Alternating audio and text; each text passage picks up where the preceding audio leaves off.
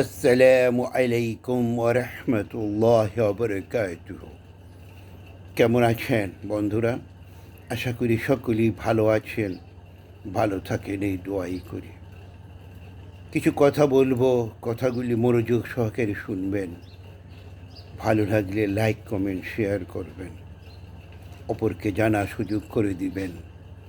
নবীজি বলেছেন, আমার একটি কথা তুমি জানলে, অপরকে জানিয়ে দিলে তুমি অন্যকে হাসিল করবে, যে শুনলো সে অন্যকে হাসিল করবেন।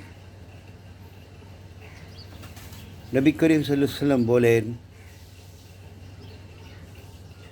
এক মুসলিম আরেক মুসলিমের ভাই, সে তার ভাইয়ের প্রতি জুলুম করবে না এবং তাকে অপমানিত করবে না।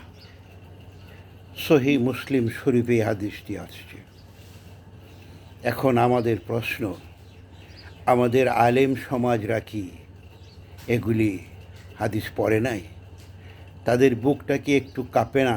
তারা যে এক আলেম আরেক আলেমের বদনাম করে বেড়ায়, কুচ্ছারোট করা বেড়ায়, সত্য কথা বললেও সেটাকে মিথ্যা সাব্যস্ত করার চেষ্টা করে।